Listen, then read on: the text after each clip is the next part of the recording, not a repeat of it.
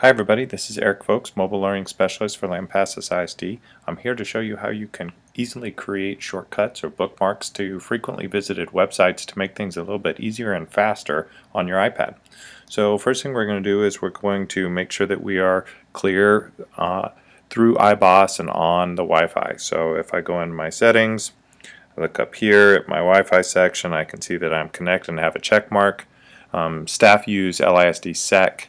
But students use LISD student, or if they're out at Taylor Creek, they use TCE student. So we're connected to Wi-Fi, and I'm going to make sure that we are clear through iBoss. So I go into Safari, and in this case I've already got iBoss open. Many of you have an icon, a shortcut that takes you to iBoss that looks very much like that little iBoss logo in the top left hand corner that you can go to.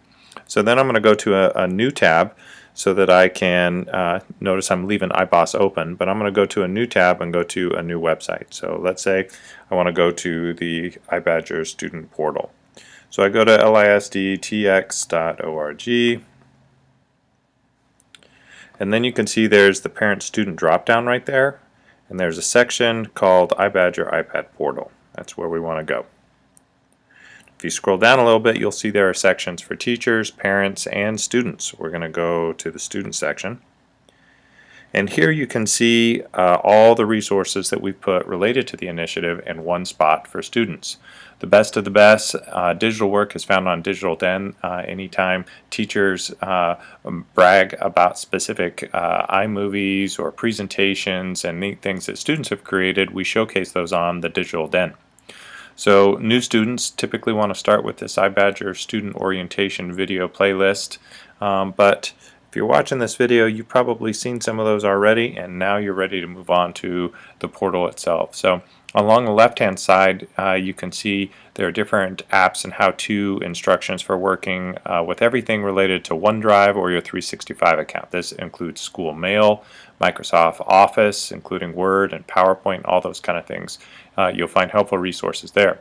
On the right hand side, there's something similar for everything related to Google. We do have a school Google account as well, and everything related to that can be found there. So that is Google Drive, Google Docs, Google Slides, all the Google equivalents for the Microsoft stuff.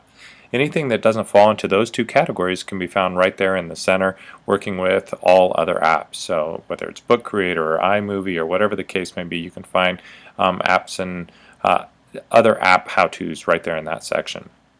Okay, so we're continuously adding more and more videos under the iPad orientation for students there, but what I want to focus on right now is this iBadger iPad expectations and details for students. This is a very important section where we outline all of the different expectations for taking care of your iPad, for communicating via school email, all that kind of good stuff. And a lot of this is covered in family access through Skyward during the student registration process.